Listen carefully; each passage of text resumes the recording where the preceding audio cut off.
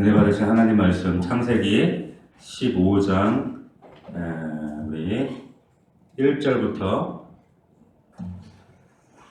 지난주 1절을 했죠. 오늘 1절부터 다시 연구 말씀을 읽는데 우리 좀 길지만 15장 전체 우리 함께 교도하도록 하겠습니다. 자, 제가 먼저 읽고 여러분들이 읽습니다. 창세기 15장 1절부터입니다. 이후에 여호와의 말씀이 환상 중에 아브라함에게 임하여 이르시되 아브라함아 두려워하지 말라. 나는 내 방패요 너의 지극히 큰 상급이니라. 아브라함이 이르되 주 여호와여 무엇을 내게 주시려 하시는가. 나는 자식이 없사오니 나의 상속자는 이 다메섹 사람 엘리에셀입니다. 아브라함이 또 이르되 주께서 내게 씨를 주지 아니하셨으니 내 집에서 길른 자가 내 상속자가 될 것이니이다.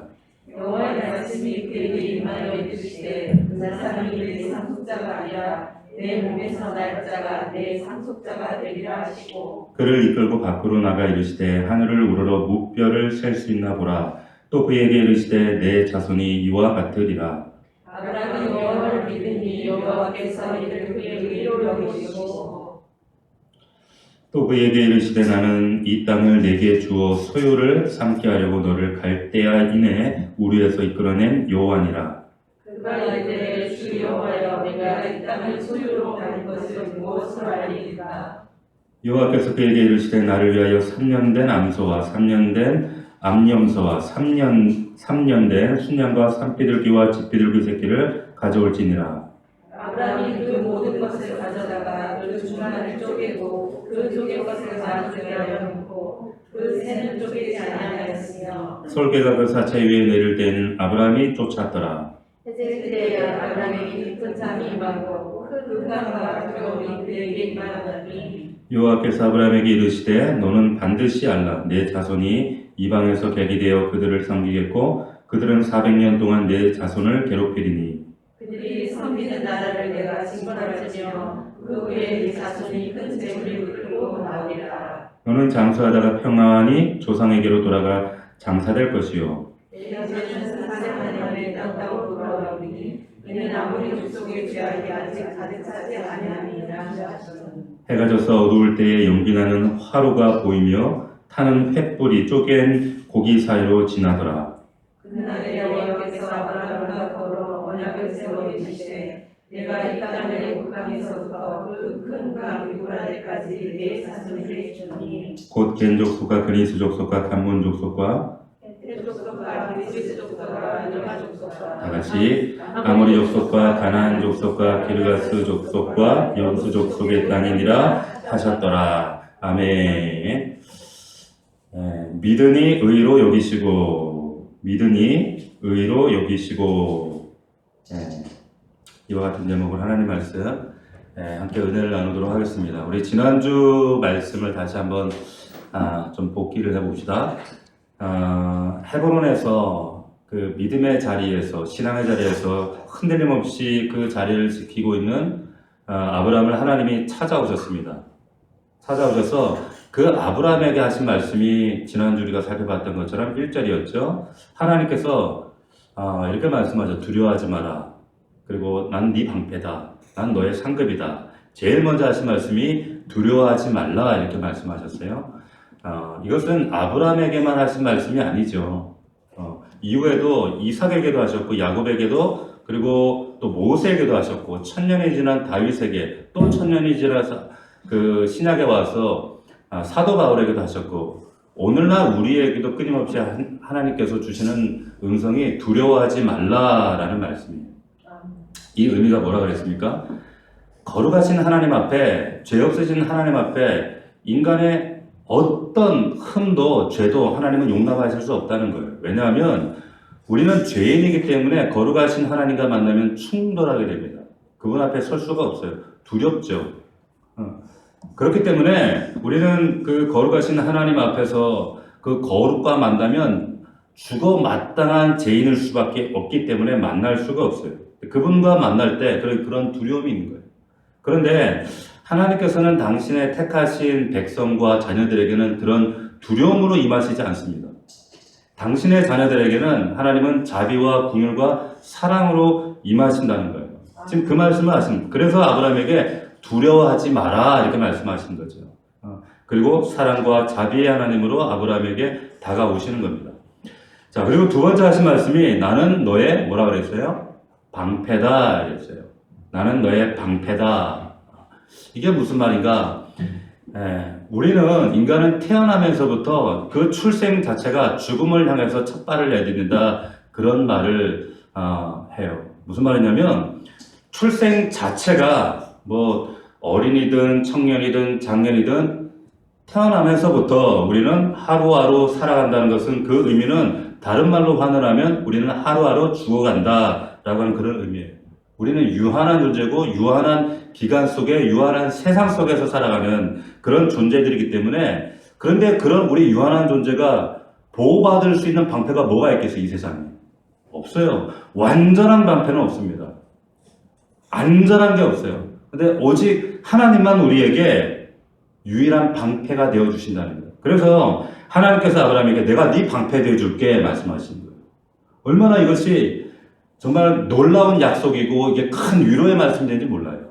하나님 내가 창조주인 내가 너의 방패가 되어줄게 말씀하십니다. 세 번째 아브라함에게 하신 말씀이 또 뭐였습니까? 내가 너의 지극히 큰 상급 되어줄게. 그냥 상급이 아니라 큰 상급이 되어주신다 말씀하세요. 큰 상급. 지난주 나눴지만 이 상급이라고 하는 히브리어가 사카르라고 그랬어요. 사카르. 이 사카르라고 하는 의미가 우리말로 그냥 상급, 상이라는 의미도 있지만 이 의미는 대가라는 의미가 더 가깝습니다. 대가. 그런데 제가 지난주 이런 질문을 드렸어요. 여러분들이 지금 하나님을 믿는다는 것으로 그리고 이 자리에 모든 육신의 소욕과 피곤을 다 물리치고 이 자리에 나와서 하나님을 예배하는 대가로 여러분들이 하나님 앞에 기대하는 게 뭐예요? 뭘까요? 없어요? 뭔가 이렇게 있어요? 그런데 이 대가라는 말은 여러분 보세요. 하나님 자신이 그 대가가 되어주신다는 거예요. 우리가 생각하는 물리적인 육체적인 대가가 아니라 하나님 자신이 하나님보다 세상에 더 큰 게 어디 있겠어요? 근데 여기에 있는 사카르라는 이 말은 내가 너의 대가가 되어줄게. 그렇기 때문에 하나님 믿는 백성들은 세상에서 부유하냐, 가난하냐, 남보다 높냐, 높지 못하냐 이게 전혀 문제가 되지 않습니다. 왜냐하면 나의 대가가 되시는 이 대가가 되신다 이것은 그 하나님의 현재형으로 내가 소유하게 되었다는 거예요. 그렇기 때문에 세상적인 것들이 아무런 우리 삶에 요동을 줄 만한 아무런 여지가 될 수 없다는 거죠. 그 약속을 지금 하나님께서 하시는 거예요. 두려워하지 마라. 내가 네 방패가 돼줄게. 그리고 난 너의 지극히 큰 상급이다. 이렇게 1절에서 말씀하시는 거예요. 자, 이런 하나님 말씀에 아브라함이 이렇게 대답하는 거예요. 오늘 말씀이 이제 2절부터 시작되는데 2절 말씀을 다시 한번 제가 읽어드립니다. 아브라함이 이르되 주 여호와여 이렇게 얘기해요. 주 여호와여. 아브라함이 하나님을 부르는데 여호와 하나님 이렇게 부르지 않습니다. 여기 보니까 주 여호와여. 여기 여러분들이 이거 동그라미 해주셔야 돼요. 굉장히 중요한 말이에요. 왜냐하면 이 주라는 말이 여러분 그 히브리어의 아도나이 여러분 들어보셨죠? 아도나이. 이 아도나이라는 고백을 최초로 한 사람이 바로 이 아브라함의 이 고백이에요. 제일 최초에 나오는 그 말씀이 지금 15장 2절이에요. 아도나이. 그 여호와 하나님을 아브라함이 아도나이 이렇게 부르고 있는 거예요. 자, 최초로 이런 고백을 하는데 근데 성경에 보면 최초가 아닌 것 같아요. 여러분 창세기 4장으로 한번 가보세요. 4장으로. 창세기 4장을 가보시면 4장 14절에 여기 14절 말씀이 나오는데 가인이 동생 아벨을 죽이고 나서 이제 자기에게 나타나신 하나님 앞에서 이게 하나님께 여쭙는 그 대답이 있어요. 여기 보시면 4장 14절입니다. 같이 읽어볼게요. 시작. 주께서 오늘 이 지면에서 나를 쫓아내시온즉 내가 주의 낯을 배웁지 못하리니. 자, 여기까지. 자, 여기 보면 주라는 말이 나오죠. 주께서 오늘 지면에서 나를 쫓아내시면 내가 주의 낯을 뵙지 못하겠습니다. 자, 성경 창세기부터 여러분 여기에 보면 하나님을 주님이라고 가장 먼저 부르는 사람이 가인처럼 보여요. 그런데 실제로 히브리어 원래 성경을 보면 여기에 주라는 의미는 앞서 말씀드렸던 것처럼 아도나이가 아닙니다. 아도나이가 아니라 당신으로 되어 있어요. 당신이라고 되어 있어요. 자, 히브리 말로 타 이렇게 되어 있어요. 전미사면 타.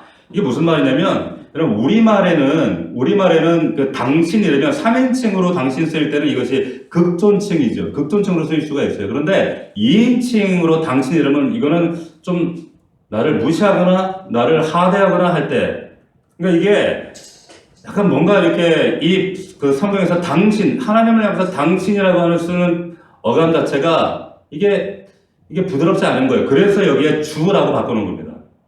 자, 가령 예를 들어서 보세요. 여러분들의 부모님, 아버지, 어머니가 여러분들을 대학 보내고 공부시 시집장가 보내고 하시기 위해서 우리 부모님, 아버지, 어머니, 당신께서 너무나도 큰 희생하셨습니다. 이럴 때 당신은 그분에 대한 존중과 존칭이에요. 그런데 아버지, 어머니 면전 앞에서 그분을 면전 앞에 딱 두고 아버지 당신 식사하셨어요? 이러면 어떻게 되는 거예요? 한 대 맞는 거예요.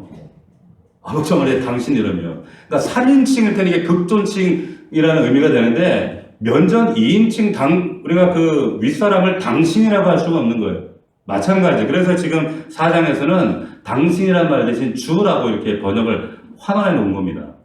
자, 그렇기 때문에 이 성경 창세기부터 요한계시록까지 하나님을 향해서 주님, 주여, 아도나이라고 최초로 고백한 이 고백은 바로 여기 15장 2절이라는 거예요. 아브라함이 최초라는 겁니다. 주님. 아브라함이 지금 헤브론에서 믿음의 자리를 지키고 있어요. 지키면서 그 언약의 하나님, 약속을 신실하게 이행하시는 그 하나님을 이제는 내 인생의 주인으로 받아들이고 모시고 살겠습니다. 라고 하는 놀라운 고백을 하고 있는 거예요. 아멘이십니까? 굉장히 중요한 말씀하고 있는 거예요. 그래서 그 아브라함이 2절에서 하나님께 이렇게 말을 하는 겁니다. 자, 다시 15장으로 가서 15장 2절, 3절 우리 다시 한번 읽어봅시다. 같이 시작. 아브라함이 이르되 주 여호와여 무엇을 내게 주시려 하나이까? 나는 자식이 없사오니 나의 상속자는 이 다메섹 사람 엘리에셀이니이다. 아브라함이 또 이르되 주께서 내게 씨를 주시 아니하셨으니 내 집에서 길른 자가 내 상속자가 될 것이니이다. 자, 아브라함이 말하기를 주 여호와 하나님 나는 지금 자식 없습니다. 그래서 우리 집에서 일하는 이 다메섹 사람 이 엘리에셀이 내 상속자가 될 것입니다. 하나님께서 내게 씨를 안 주셨기 때문에 내가 집에서 함께 기르고 함께 생활해온 이 다메섹 사람 엘리에셀이 상속자가 될 것입니다. 이거 언뜻 들으면 여러분 이거 어떻게 들려요? 어떻게 들립니까? 약간 좀 삐딱하게 들리지 않아요? 근데 여러분 이거 삐딱하게 들으시면 안 되는 거예요. 이거 많은 분들이 이 본문의 뉘앙스를 오해하시고 그리고 이거를 오해된 그대로 또 말씀을 설교하시는 분들이 있어요. 이 말씀은 전혀 그런 말씀 지금 목사님 아브라함이 하나님이 씨를 안 줬으니까 얘가 내 씨 그냥 상속자 하랍니다. 이런 뉘앙스가 아닙니다. 아니에요.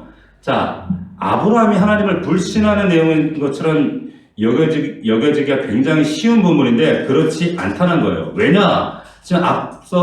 지금 아브라함이 하나님을 향해서 뭐라고 호칭했어요?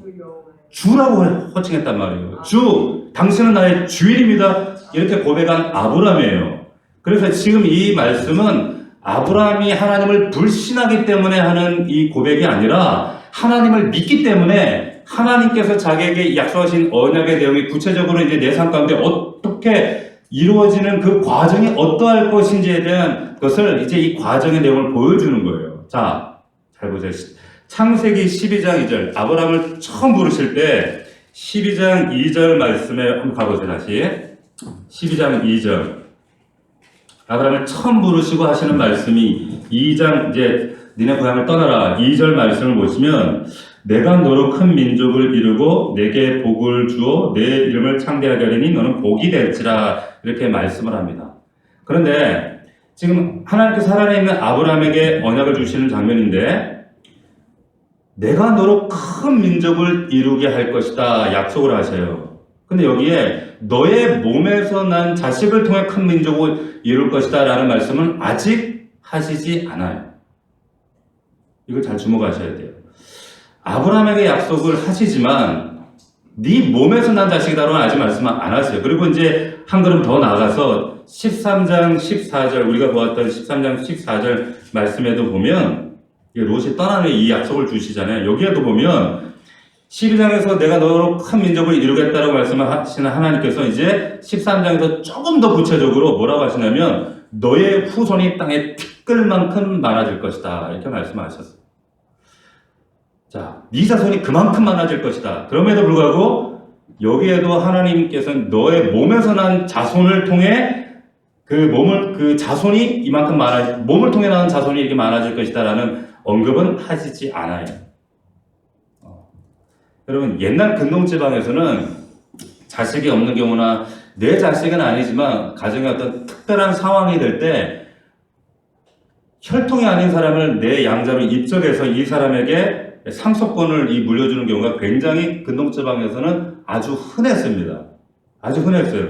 그래서 창세기 16장에 보면 우리가 다음 주에 이제 살펴볼 말씀이지만 아브라함의 아내 사라가 이제 아이가 없고 시간 지나도 10년이 지났는데 애가 없고 씨는 나올 생각 없고 그러니까 고안하는 방법이 이제 자기의 요종 하갈을 들여보내서 아브라함의 씨를 받도록 이어가도록 이렇게 하는 장면이 있거든요. 16장 3절을 보면 근데 거기에 보면 16장 한번 3절로 가볼게요. 이런 말씀이 있어요. 아브라함의 아내 사라가 그 요종 애굽 사람 하갈을 데려다가 그 남편 아브라함에게 처음으로 줄 때는 아브라함이 가나안 땅에 거주한 지 10년 후였더라. 자, 그러니까 아브라함이 가나안으로 이주한 지 10년 지났을 때라는 거예요. 그러니까 창세기 15장도 아브라함이 가나안으로 이주한 지가 지금 거의 10년이 가까웠을 때의 상황인 거예요. 그런데 아브라함은 지금 하나님을 주님으로 모시고 있습니다. 그분이 아도나이예요. 하나님 믿어요. 하나님을 확신해요. 하나님께서 아브라함 너로 하여금 큰 민족을 이루겠다. 너의 자손이 세상의 티끌만큼 많게 해주겠다는 약속을 확실하게 믿어요. 그런데 10년이 지나도록 자식의 새끼 하나 흔적조차 나타나지도 않아요. 그래서 아브라함이 생각하는 것이 하나님께서 나를 큰 민족으로 내 자손을 티끌같이 많게 하셨다고 하셨는데 하지만 내 몸을 통해서 태어날 자식이 아니라 내가 어떤 사람을 양자로 입적해서 그 양자를 통해서 큰 민족을 이루게 하시고 후손들을 넘치도록 크게 하시는가 보다 이렇게 생각하고 하나님께 확인하는 구절이 2절 3절인 거예요. 자, 그러니까 지금 2절 3절은 하나님을 지금 불신해서 하는 말이 아니라 하나님을 믿는 믿음으로 하나님께서 내게 약속하신 그 언약을 이루시는 과정이 하나님 이런 과정입니까? 질문하면서 확인하는 내용이 2절 3절이라는 거예요. 불신하는 내용이 아닙니다. 여기에 대해서 4절을 통해 하나님께서 이렇게 말씀하시는 거예요. 4절 같이 읽어봅시다. 시작. 여호와의 말씀이 그에게 임하여 이르시되 그 사람이 내 상속자가 아니라 내 몸에서 날 자가 내 상속자가 되리라. 자, 이제 여기서 이제 구체적으로 말씀하시죠. 너의 몸에서 태어날 너의 자식이다 이렇게 말씀하십니다. 그전에는 말씀 안 하셨어요. 이제는 확실하게 너의 태에서 날 아직 눈에 보이지 않고 잡히지 않는 자식이지만 너의 몸에서 태어날 자식을 통해서 민족을 이루게 될 것이고 언약이 성취될 것이다 라고 하는 것을 분명히 밝혀주셨습니다. 그리고 5절이에요. 5절 같이 시작. 하늘을 우러러 무뼈를 셀 수 있나 보라. 또 그에게 이르시되 내 자손이 이와 같으리라. 밖으로 아브라함을 데리고 나가셔서 별을 보여주시는 거예요. 봐, 저 별 보이지? 네 자손이 저만큼 될 거야. 저렇게 허다한 자손들로 넘치게 될 거야. 지금 이 75세 아브라함이 가나안으로 이주하고 이때가 10년 지난 85세 때예요. 자, 85세. 그런데 하나님께서 아브라함을 데리고 저 별을 보여주시는 게 아니라 예를 들어서 눈앞에 보면 상수리 나무 큰 나무 보여주시면 야, 네 자손이 저 건강한 상수리 나무처럼 건강한 아들, 딸들 낳게 될 거야. 이렇게 말씀하시면 훨씬 현실적이고 이해하기도 쉽고 믿기가 훨씬 편했을 거예요. 그런데 지금 옆에 자식 새끼 하나 없는데 이 자식이 저 별처럼 보이지? 저 별처럼 네 자식들 많아질 거야 라고 말씀하실 때 아브라함이 믿기 쉬웠을까요? 믿기 어려워요. 납득이 안 돼요. 받아들이기가 쉽지 않아요. 자, 그런데도 6절은 이렇게 증언하고 있습니다. 6절 말씀 보세요. 6절 시작. 아브라함이 여호와를 믿으니 여호와께서 이를 그의 의로 여기시고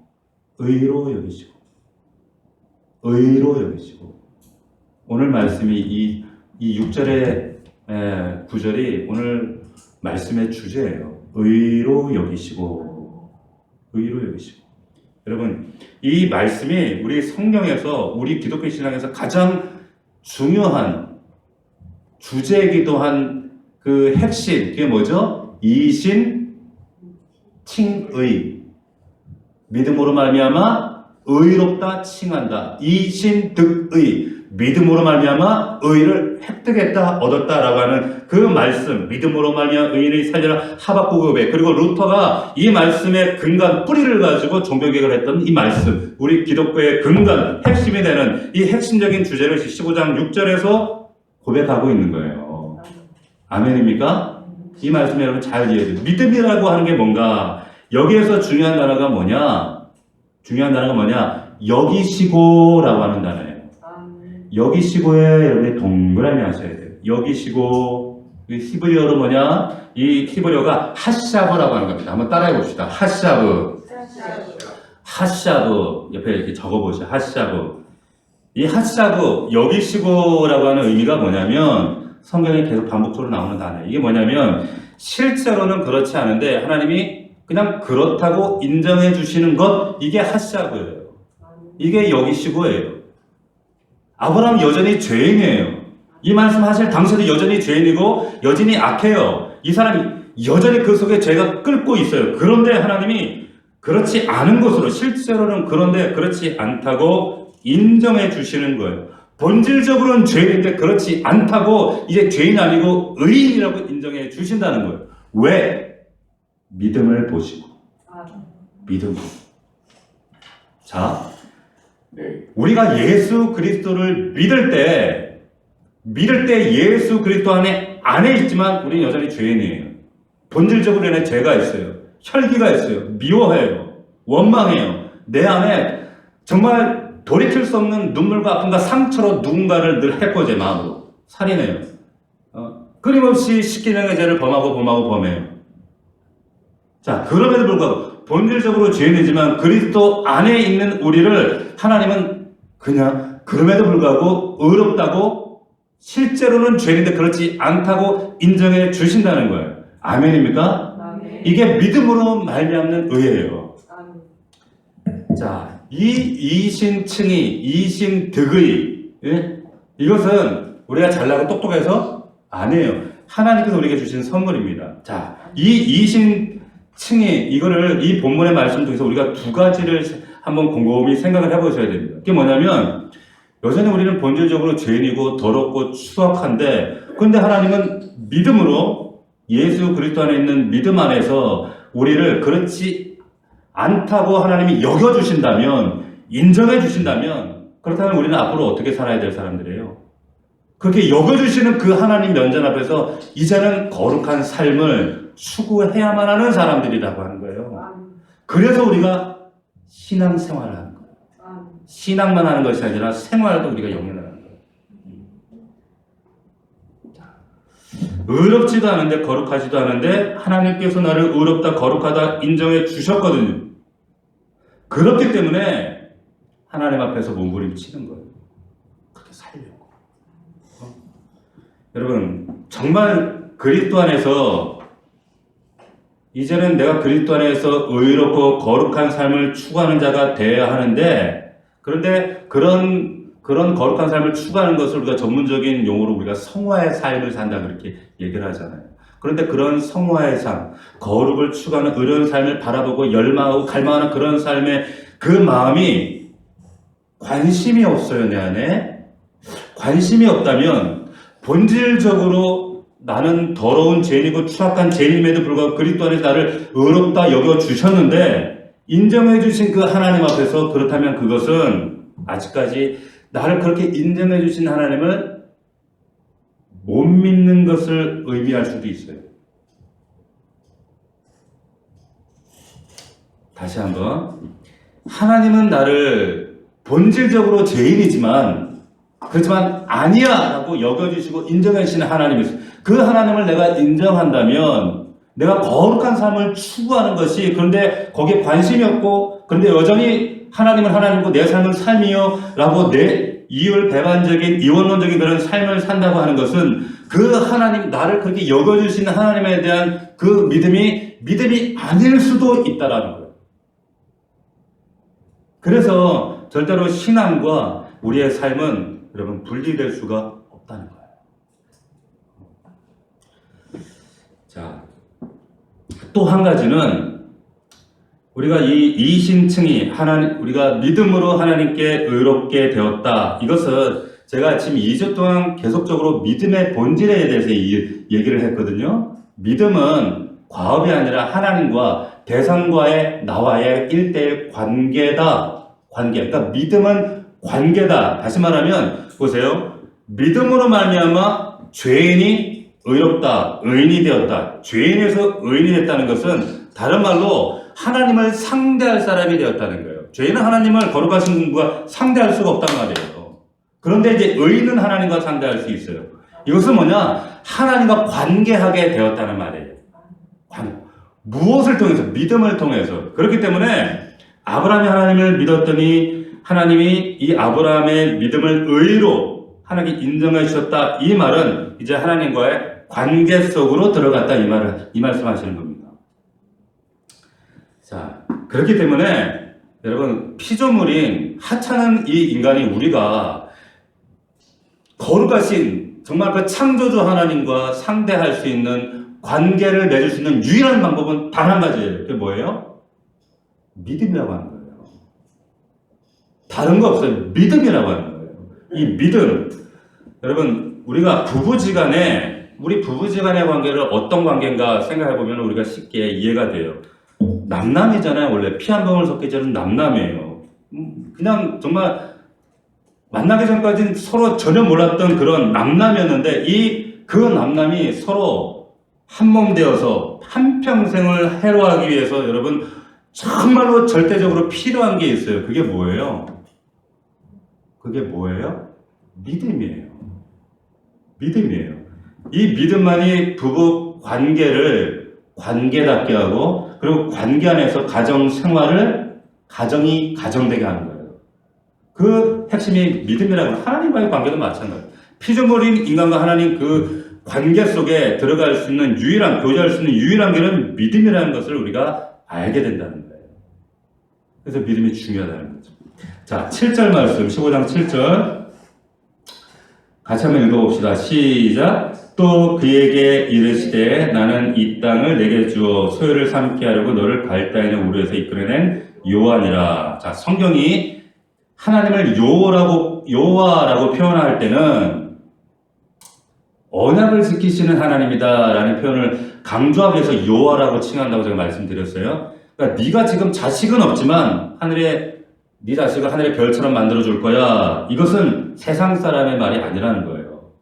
약속 신실하신 여호와 하나님의 말이다. 이 얘기를 하고 있는 거예요. 8절 같이 읽겠습니다. 시작. 그가 이르되 주 여호와여 내가 이 땅을 소유로 받을 것을 무엇으로 알리까? 여기 또 아도나이가 나오죠. 자, 그런데 여기 이 말씀에도 보면 우리말로 보면 이 성경 우리말 성경이 마치 아브라함이 하나님을 믿지 못해서 무슨 표적을 구하는 것처럼 또 오해가 돼요. 8절 말씀이 이 땅을 소유로 받을 것을 무엇으로 알릴까? 자, 여러분들이 지금 오해를 불식시켜 주는 거예요. 지금까지 이 창세기 15장을 이렇게 읽으신 분들이 죄송합니다. 한국교회 아마도 절반 이상일 거예요. 아니라고 하는 걸 지금 여러분들 그 오해를 해소시키려고 제가 이렇게 말씀드리는 거예요. 이것은 여기에 8절에서 이것은 하나님을 불신한다는 것. 앞에서 지금 이 말씀에도 저 하나님을 주라고 고백하고 있는데, 예? 주라고 고백하고 있는데 하나님을 또 불신한다. 논리적으로 안 맞는 거예요. 그 8절에서 내가 이 땅을 소유로 받을 것을 무엇으로 알리까? 여기서 여러분 무엇으로라고 하는 이 히브리어가 빰마라고 하는 이 단어가 여러분 이게 무엇으로라고 하는 의미보다는 무엇 안에서예요. 혹은 무엇에 의해서예요. 그러니까 지금 아브라함이 말한 이 히브리어를 그 원전 그대로 100%그 뉘앙스 그대로 여러분들에게 전달해드리면 이런 의미가 되는 거예요. 하나님께서 이 땅을 나의 소유로 주시기 위해서 이 다음에 무엇을 하나님께서 행하여 주시겠습니까?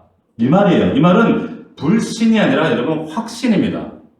확신이에요. 내가 이 땅을 하나님께서 내게 주신다는 건 나는 확실히 믿기 때문에 하나님 그러면 그 다음 후속 작업으로 후속 과정으로 하나님은 어떠한 과정을 나에게 보여주시겠습니까? 라고 지금 8절에서 아브라함이 묻고 있는 거예요. 불신이 아닙니다. 이거 확신하는 말이에요. 자, 그래서 이제 9절로 이어지는 거예요. 자, 그런 전제로 9절 말씀 읽습니다. 시작.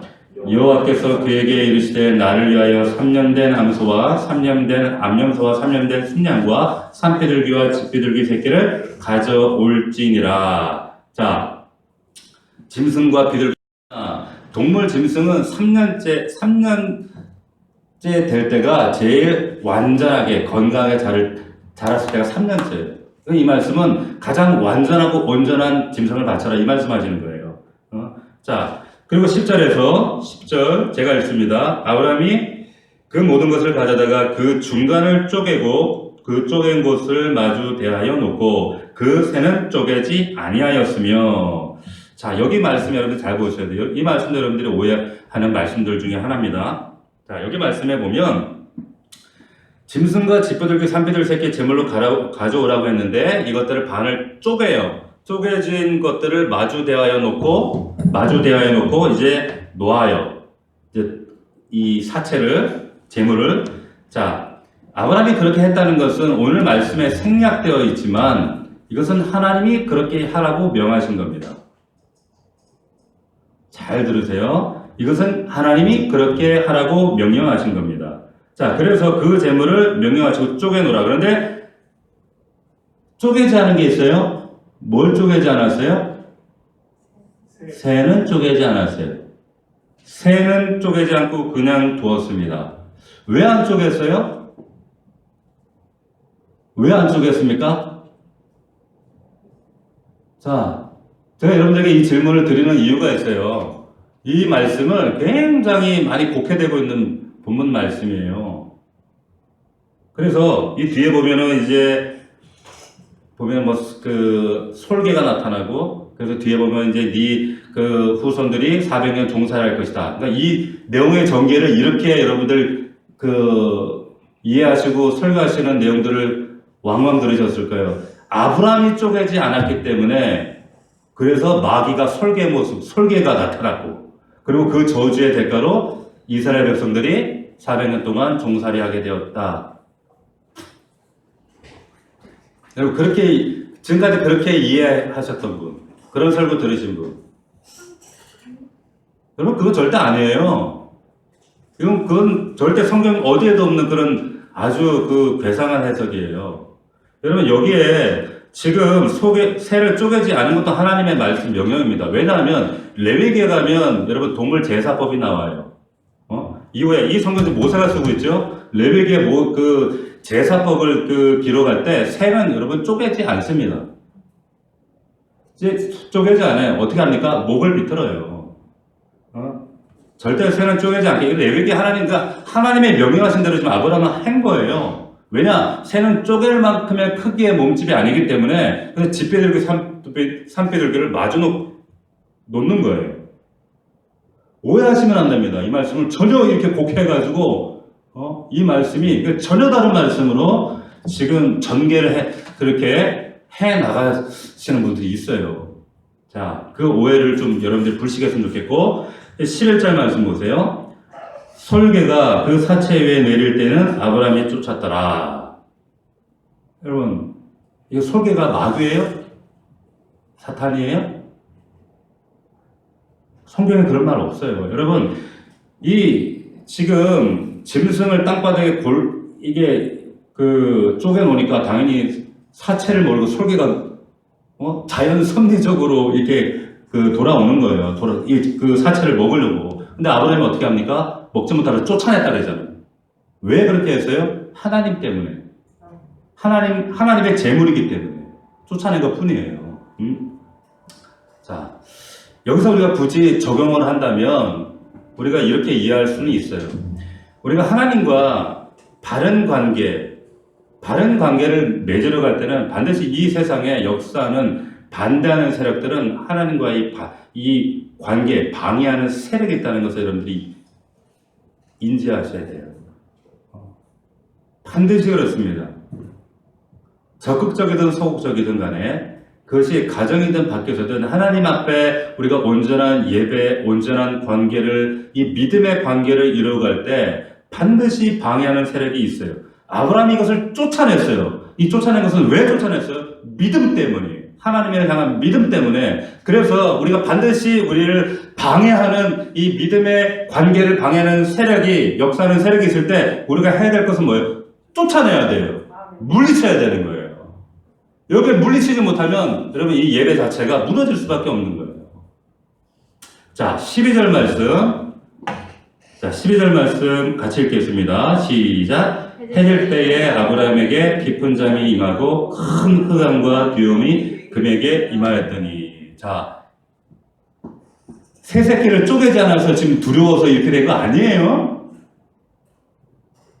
이거 전혀 해석하면 그렇게 되면 전혀 다른 전개가 되는 거예요. 자, 여기에 아브라함이 지금 기다리다 지쳐서 육신의 잠에 골아 떨어졌다. 하나님의 응답을 기다리다 잠에 빠졌다. 이 얘기가 아니라 여기에 깊은 잠으로 번역되어 있는 이 히브리어 타르데마라고 하는 말이에요. 타르데마. 근데 이것은 일종의 혼수 상태를 말하는 거예요. 혼수 상태입니다. 이게 무슨 말이냐면 하나님께서 아담을 만드셨어요. 그죠? 그리고 그 아담을 통해서 여자를 다시 만드시기 위해서 아담의 갈빗대를 취하시는데 그 취하시기 위해서 아담을 깊이 잠들게 하셨어요. 그때 말이 똑같은 단어가 타르데마입니다. 자, 창세기 2장 21절 제가 읽어드릴게요. 여호와 하나님이 아담을 깊이 잠들게 하시니 잠들매 그가 그 갈빗대 하나를 취하고 살로 대신 채우시고. 자, 그러니까 아담도 마찬가지였고 아브라함도 마찬가지예요. 지금 아브라함의 의식을 지금 하나님께서 비몽사몽간에 장악하셨다는 거예요. 그래서 지금 비몽사몽 아주 하나님께로 몰입된 무아지경 상태, 이게 지금 깊은 잠에 빠진 거예요. 자, 왜 이렇게 하시는가? 그런데 여기 12절에 보니까 그 깊은 잠 가운데 잠이 임하고 큰 흑암과 두려움이 그에게 임했습니다. 그 무아지경 가운데, 자, 여기 우리말 성경 보면 큰 흑암과 어둠이 임했다. 흑암과 두려움이 임했다. 그래서 흑암과 두려움이 함께 임했다. 이런 말처럼 보이는데 그 말이 아니고 히브리 말은 흑암의 두려움이 임했다. 이 말이에요. 다시 말하면 이 정말 두려워할 만큼 흑암이 너무 깜깜함이 아브라함에게 임했다. 그러니까 아브라함이 그야말로 지금 하나님이 주권적으로 이끄시는 무아지경 몰입 속으로 빠져 들어가는데 두려워할 만큼의 캄캄함이 그 캄캄함 속으로 들어갔다는 거예요. 자, 그 뒤에 가서 보지만 그 어둠 가운데 하나님이 이제 임재하시잖아요. 현현하시잖아요. 현현하시는데 어떤 모습으로 현현하셨다 그랬어요? 횃불처럼 임하시는 거예요. 횃불처럼 아브라함을 무아지경으로 그리고 흑암으로 이제 아브라함을 몰아가시는데, 그런데 그 흑암 두려울 만큼의 깜깜함 속에 하나님의 현현을 아브라함이 목도하는데 그 아브라함이 그 하나님의 나타나심을 가장 선명하게 정확하게 명확하게 목도할 수 있도록 하나님께서 그 배경을 흑암으로 배경을 까시는 거예요. 이해가 되십니까? 왜 이게 흑암을 까시는지, 아브라함이 세 새끼 쪼개지 않아가지고 이 흑암이 왔다 이거 아니에요. 자, 그래서 하나님이 왜 그래야지만 하나님의 현현이 횃불이 흑암 속에서 하나님의 임재가 선명하게 보여지거든요. 모세에게 하나님의 존재를 확실하게 하나님께서 각인시켜 주시기 위한 하나님의 연출 방법이에요. 이 말씀을 영해하시면 안 돼요, 막. 자, 13절 말씀 봅시다. 13절. 자, 그러면서 하나님이 뭐라고 말씀하시죠? 13절 같이 읽습니다. 시작. 여호와께서 아브라함에게 이르시되 너는 반드시 알아라. 미디안 자손이 일어나서 획되어 그들을 섭리했고 그들은 400년 동안 네 자손을 괴롭히리니. 자, 이 말씀 가지고 아브라함이 세 새끼 쪼개지 않아가지고 이게 이제 자손들이 저주받는 거야. 앞뒤에도 안 맞는 말씀을 지금 하는 거예요. 그 말씀이 아니에요. 지금 이 말씀은 여러분 하나님의 저주가 아니라 오히려 여러분 하나님의 사랑을 말씀하고 있는 거예요. 하나님의 사랑을. 지금 이 13절, 지금 이스라엘 백성들이 너희 후손들이 이집트에 가서 노예 생활을 하게 될 거야. 아브라함에게 지금 미리 예고하시는데, 보세요. 지금 아브라함의 자식들은 한 명도 지금 태어나지도 않았어요. 근데 미래에 태어날 너의 후손들은 종살이부터 하게 될 것이다 라고 하나님께서 예고를 하셔요. 이것은 저주가 아니라 하나님의 사랑입니다. 우리 인간들은 절대로 이런 사랑하지 못해요. 절대로 못합니다. 우리는 가진 게 많으면, 소유한 게 많으면 내 자식 어떻게든 편안하게 해주고 편리하게 해주고 호의호식하게 해주고 그렇게 살게 해주려고만 애를 써요. 육신에 살 때는만 뒤룩뒤룩 뛰게 해줘요. 그게 사랑이라고 착각해요. 그게 아니라 하나님께서는 당신의 백성들을 사랑하시기 때문에 너무나 그 자녀들 사랑하시기 때문에 비단 입을 금침에서 재우시고 손에 물 한 방울 묻히지 않고 그렇게 편안하게 살게 하시는 그런 하나님이 아니시라고 하는 거예요. 하나님은 그렇게 살면 자식들 망하는 거 아세요? 그렇게 살면 편안하게 네 하고 싶은 대로 한번 네 편한 대로 다 살아가. 어떻게 되는 줄 아세요? 완전히 배은망덕하고 세상 지밖에 모르는 그런 망나니 같은, 세상에도 그런 아이들 있잖아요. 지밖에 모르는 부잣집 외동아들 같은 그런 애들. 그렇지 않다는 거예요. 그래서 하나님 당신의 자녀들을 너무 사랑하시기 때문에 노예 생활이라고 하는 가장 밑바닥부터 그 인생을 시작하게 하신다는 거예요. 하나님은 당신의 사랑하는 백성들을 무의도시가 할 수 있도록 편안하게 사도록 내버려 두신 분이 아니라 강인한 도구로 준비하시고 쓰시기 위해서 그렇게 예고하신 겁니다. 저와 여러분에도 마찬가지라는 거예요. 여러분, 우리가 이 세상 살아가면서 원치 않는 어려움 당할 수 있어요. 사람이든 가족이든 환경이든 경제적이든 건강이든. 그러나 그때마다 우리가 절망하지 않는 이유는 당신의 택하신 백성 이스라엘도 하나님께서 종살이부터 시작하게 하신 그 하나님께서 우리를 강인한 도구로 만들어 사용하시기 때문에, 그러하실 필요가 있기 때문에 지금 우리를 사랑으로 훈련시키시는 거예요. 믿을 수 있기를 축원합니다. 이것을 하나님의 사랑으로 읽어야지, 이것을 하나님의 저주를 읽으면 우리는 하나님의 성품을 완전히 왜곡하고 있는 거예요. 자, 14절 같이 읽습니다. 시작. 그들이 섬기는 나라를 내가 징벌할지며 그 위에 내 자손이 큰 재물을 이끌고 나오리라. 이 말씀이 실제로 출애굽기 12장 보면 이집트 사람들로부터 금은 폐물을 다 받아가지고 나오잖아요. 노예 생활하는데 변변한 옷이 있겠어요. 거적대기나 입었겠지. 그러니까 하나님께서 필요한 재물을 다 얻게 하시고 그 재물을 가지고 나중에 광야에서 성막도 짓잖아요. 그러니까 하나님께서는 이스라엘 백성들을 그렇게 하나님의 거룩한 도구로 쓰임받을 수 있도록 강력하게 훈련시키시되, 그러나 그 상황 속에서도 너희를 위하여 하나님은 15장 1절에 방패와 상급되어 주신다라고 하는 것을 잊어서는 안 된다는 거예요. 그래서 금은 폐물을 얻게 하시잖아요. 방패와 상급이 되어 주시잖아요. 어떤 경우도 하나님께서 너희들을 책임져 주시겠다는 말씀을 하고 계시는 거예요. 이게 방패와 상급이단 말이에요. 자, 15절 말씀 같이 시작. 너는 장수하다가 평안히 조상에게로 돌아가 장사될 것. 너는 너가 누구예요? 아브라함이죠? 그런데 여기 중요한 말씀은 편안히가 아니라 평안히라고 하는 이 말이 중요하다는 거예요. 편안히가 아닙니다. 하나님 앞에 편안히 구하지 마세요. 편안 구하지 마세요.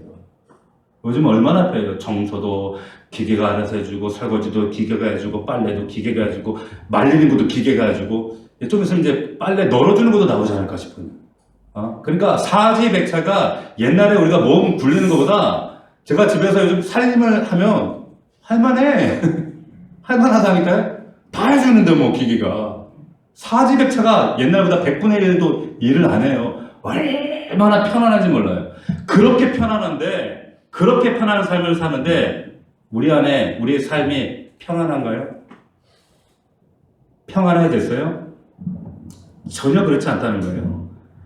오히려 여러분 그렇게 소득이 늘어나고 편안해지고 편리해지면 들수록 불안하고 초조하고 대립하고 갈등하고 이런 상황들이 더 깊어지기만 해요. 늘 두렵고 불안해요. 그렇기 때문에 우리가 더 하나님 앞에 추구해야 될 것은 이 샬롬이에요. 평안이에요. 아브라함처럼 여러분 마지막 때에 오늘 하루 살았어요? 우리 사실은 하루 죽은 거예요. 하나님 앞에 서야 될 시간들이 하루 가까워진 겁니다. 근데 그때 마지막 날에 여러분 편안히 죽는 거 여러분 기대하지 마세요. 기대하지 마십시오. 평안해요. 제가 여러분 장례식을 제가 손으로 꼽은 것만 제가 임종을 보고 장례식을 치른 것만 제가 손으로 꼽아 보니까 한 300번이 넘더라고요. 300번이. 근데 얼마나 많이 돌아가시는 분들을 봤겠어요? 근데 진짜 평안하게 돌아가시는 분들 얼굴을 보면요. 여러분들 얼굴 같아요. 지금 얼굴. 지금 얼굴 그대로 여러분들이 하나님 앞에 가셔야 돼요.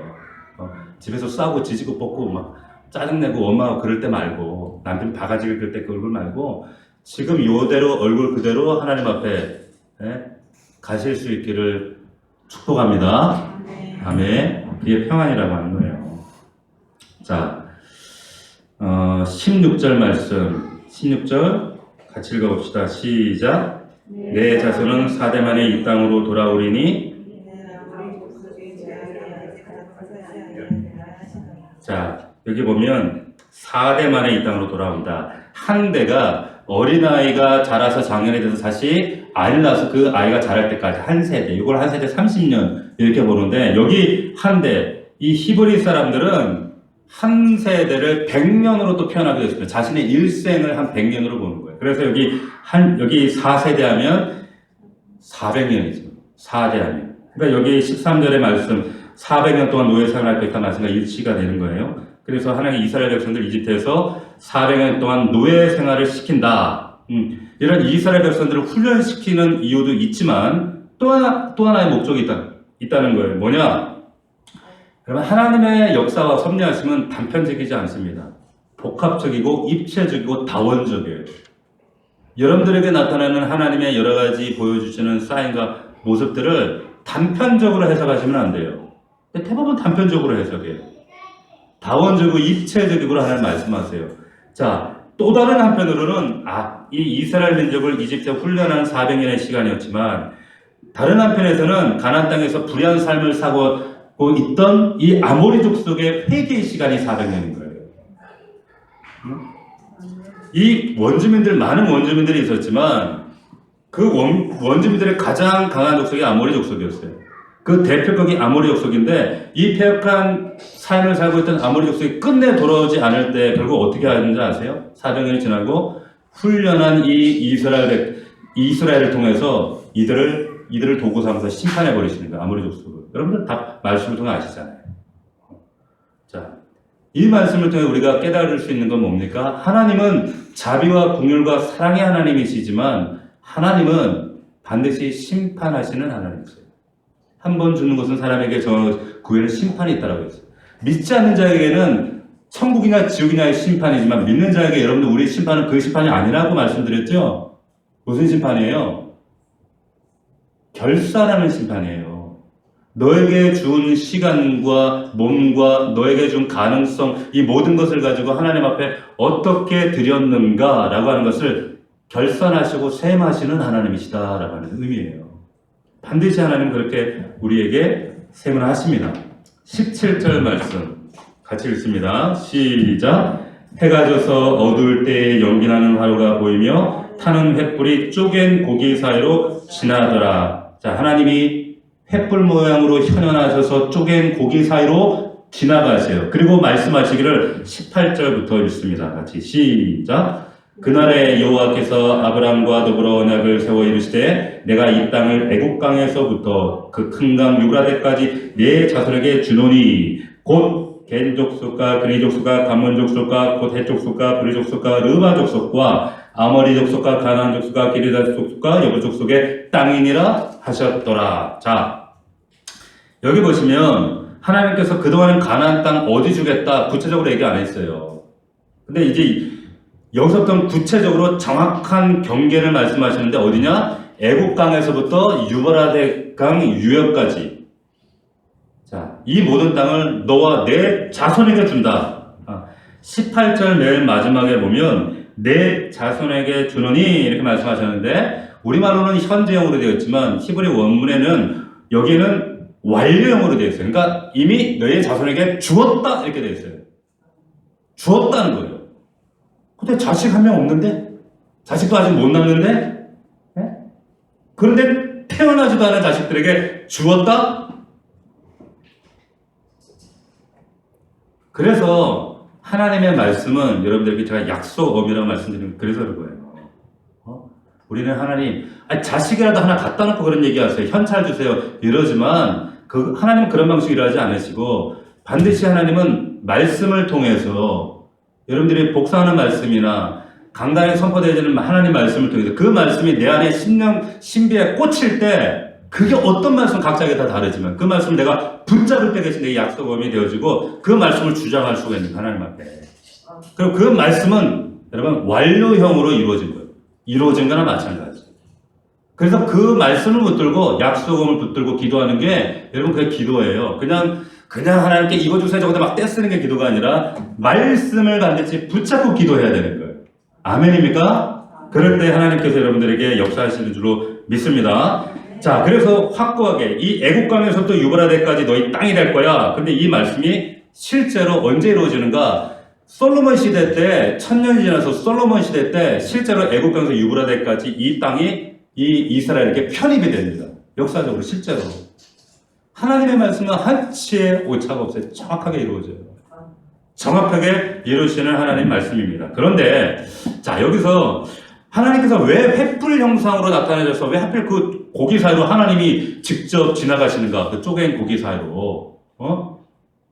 그러면 근동사에서 계약을 맺을 때는 짐승을 쪼개서 계약 당사자가 손을 잡고 지나가는데 만약 이것을 위반할 때는 이 신실하게 이것을 지키지 않을 때는 이 쪼갠 고기 사이로 지나가는 너나 나나 둘 중에 하나 반드시 위반한 사람은 신실하지 않은 사람은 죽는다. 이게 이 계약의 방식이에요. 계약의 방식이에요. 자, 근데 우리가 상식적으로 생각해 보면 하나님께서 내가 너 큰 민족 이루게 해줄 거야. 자, 희생장을 벌려놔. 아브라함 너 거기로 지나가. 걸어가라. 내가 너에게 복을 줄 텐데 큰 민족 되게 해주고 너에게 이런 축복을 줄 거야. 근데 너 알아야 돼. 반드시 알아야 돼. 너 이거 말씀한 이 약속 어기면 너 죽어. 이렇게 말씀하시고 아브라함을 지나가게 하시는 게 맞죠. 그런데 하나님께서 자신이 지나가세요. 근데 근동에서는 이런 방식은 없어요.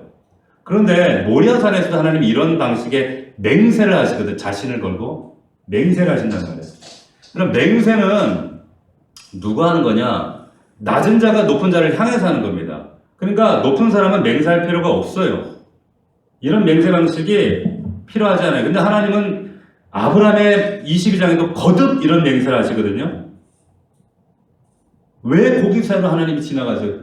그 퍼포먼스 흑암을 연출하셔서 직접 횃불로 오셔가지고 왜 지나가세요? 왜 지나가세요? 우리 사랑하는 조 집사님 왜 지나가셔요? 하나님. 아까 얘기했잖아요. 아브라함 때문이에요. 8절 보세요. 8절에. 8절. 아브라함의 이 8절에 말했던 아브라함의 질문에 대답해 주시기 위함이에요. 8절에 뭐라고 그랬습니까? 그가 이르되 주 여호와여 내가 이 땅을 소유로 받을 것을 무엇으로 알리까? 무엇으로 알겠습니까? 이 땅을 나에게 등기 이전해 주신다고 하나님 말씀하시는데 아직 현찰은 아니고 자식도 없고 그런데 이 말씀을 내게 이루어지는 것을 뭘로 보여주시겠습니까? 이 질문에 대해서 하나님이 내가 몇 월 며칠 날 너에게 등기 이전해 줄게. 옮겨줄게. 반드시 약속 이행해 줄게. 이렇게 말씀하시지 않았어요. 그 언약이 반드시 이루어짐을 하나님께서 당신의 생명을 걸고 자신을 걸고 맹세하시는 거예요. 왜 이렇게 하실까요? 아브라함에게 뭘 깨닫게 해주시기 위해서? 뭘 깨닫게 해주세요? 믿음 외에는 없다는 것을 가르쳐주기 위해서 이 과정을 하시는 거예요. 믿음 외에는 없어. 너에게 요구되는 것은 나의 언약을 믿는 거야. 믿는 거야. 언제 이 땅이 네 이름으로 등기될 건지 그거는 중요하지 않다는 거예요. 현찰을 손에 언제 주게 될지 이거 중요하지 않다는 거예요. 네가 나를 믿는 것 이것이 중요하다. 그걸 보여주기 위해서 나는 나를 걸고 내 생명을 걸고 창조주 하나님의 생명을 걸고 이게 믿음이야 라고 하는 것을 가르쳐 주시는 겁니다. 아멘이십니까? 지금 믿음을 보여주시는 거예요. 이 믿음이 얼마나 놀라운 믿음인지 이 믿음의 관계로 부르시는 겁니다. 자, 이 아브라함이 하나님을 믿은 결과 어떻게 됩니까? 실제로 적자 이삭과 서자 이스마엘이 태어나고 뒤에 보면 또 자식들이 막 태어나요. 아브라함이. 그런데 후손들이 별처럼 많아지죠. 여러분 실제로 보세요. 이 말씀이 어떻게 이루어지는가? 개신교와 그리고 카톨릭 여러분 이 개신교 이 기독교인만 전 세계에 지금 한 20% 될까요? 한 3분의 1? 30%? 뭐 조사한 통계마다 다르지만 어쨌든 세계의 3분의 1 이 기독교인들이 아브라함을 우리의 조상이라고 이렇게 부르고 있어. 유대교와 이슬람교 이들이 아마도 20% 뭐 25% 이들이 아브라함을 우리의 조상이라고 얘기해요. 여러분 전 세계 70억 인구 가운데 35억 이상이 아브라함이 우리의 조상이라고 얘기해요. 하나님께서 지금 3000여 년 전에 하신 이 말씀이 오늘날 우리가 살고 있는 땅을 갖고 살아가고 있는 이 시대에 여지없이 그대로 여러분 이루어졌다는 사실을 여러분들이 지금 목도하고 있는 거예요. 아브라함이 자신들의 종교는 다르고 국적은 다르고 이 극동에 있는 이 대한민국 땅에서도 우리는 아브라함을 우리의 조상, 믿음의 조상이라고 우리는 고백하고 있어요. 하나님의 말씀은 반드시 약속은 정확하게 이루신다는 거예요.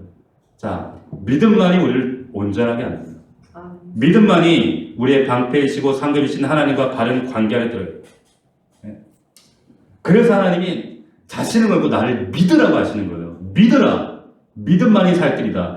하박국의 주제가 뭡니까, 여러분? 하박국의 주제가. 하박국이 살던 시대는 여러분 세상이 지금만큼이나 패역하고 악한 자들이 약한 자들을 학대하고 횡포하고 강포하고 불의한 자들이 득세하고 정의가 사라지는 시대였어요. 그러니까 하박국이 하나님께 막 큰변하며 질문하잖아요. 하나님, 왜 불의한 자가 이깁니까? 왜 이 땅의 정의는 이렇게 고갈되었습니까? 왜 이 땅에 고통당하는 이 하나님의 백성들이 이렇게 신음하며 살아가는 이 신음소리가 끊이지 않습니까? 하박국이 이 질문할 때 하나님께 주신 해답 뭐예요? 뭐예요? 의인은 믿음으로 말미암아 살리라 하십니다. 믿음으로 말미암아. 하나님께서 가나안 땅의 그 아모리 족속이 패역하지만 하나님의 뜻을 위해서 내버려둡니다. 하나님께서 당신의 선민 이스라엘 백성들이 세상에서 가장 강인한 하나님의 훈련 방법으로 강성한 민족으로 훈련시키시는데 어디서 훈련을 시키세요? 태능에서? 진천에서? 어디서 훈련시키세요? 이집트에서 훈련시키신다면 패역한 이집트에서 훈련을 시키세요. 응? 당시 이스라엘 백성들도 하박국처럼 똑같은 질문을 해요. 왜 이 패역한 이 이방 족속들에게 우리가 이렇게 노예 생활하고 종살을 해야 됩니까? 왜 이 패역한 저들에게 우리가 이런 고통을 당해야 됩니까? 하나님이 주시는 해답이 뭐예요? 의인은 믿음으로 말미암아 산다는 거예요. 왜? 그 순간에도 하나님의 일하심과 아브라함에게 일하시는 하나님의 이 역사하심과 섭리하심이 이스라엘 민족 개개인 한 사람 한 사람에게는 그 섭리가 뒤에서 일하고 계시잖아요. 일하고 계시다. 그래서 하박국 선지자가 이 사실을 깨닫고 마지막에 결론으로 내린 결론이 뭐예요? 뭡니까? 무화과나무에 포도나무에 열매가 없고 밭에 먹을 것이 없고 외양간에 양이 없고 우리의 소떼가 없고 그럴지라도 나는 여호와로 말미암아 기뻐하리로다. 여호와 나의 믿음의 대상 되시는 내 믿음의 대상 되시는 그 하나님 때문에 나는 기뻐합니다라고 하는 고백을 하게 되어 된다는 거죠. 아니 외양간에 소가 없고 양이 없고 밭에 소출이 없고 먹을 게 없으면 어떻게 하나님 앞에 데모해야지. 그게 아니라 나는 구원의 하나님으로 인해서 기뻐합니다. 왜? 어떤 상황과 여건과 상황 속에서도 하나님은 나의 방패와 상급 되시는 하나님이시기 때문에. 믿으십니까? 하나님이 나의 방패와 상급 되시기 때문에. 여러분들이 어떤 상황에 있는지 저는 잘 모릅니다. 하나님은 아시죠. 여러분들이 어떤 불이익을 당하고 있고 어떤 고통을 당하고 있고 어떤 눈물이 있는지 하나님은 아십니다. 그렇기 때문에 우리의 믿음의 대상이 되신 하나님을 여러분들이 믿으셔야 돼요. 우리가 믿을 때 하나님은 그것을 의로 여기십니다. 의로 여기십니다. 믿을 때 그 믿음 안에서 하나님의 섭리와 역사심과 일하심이 하나님의 약속을 여러분들의 인생 가운데 그 약속을 성취하시는 하나님이세요. 믿으니 의로 여기시다. 그런 하나님을 여러분들 누리고 체험하는 모두가 되기를 주의 이름으로 축원합니다. 자, 기도합시다. 자, 이 시간 우리 기도할 때 하나님 아브라함이 여호와를 믿으니 하나님께서 이를 그의 의로 여기시고 말씀하셨습니다. 여기시고 하나님 보여지는 상황과 환경과 어려움 이것이 우리의 삶의 전부가 아니라 하나님 보이지 않는 그 하나님 때문에 우리가 믿음으로 하나님을 믿음으로 이기겠습니다.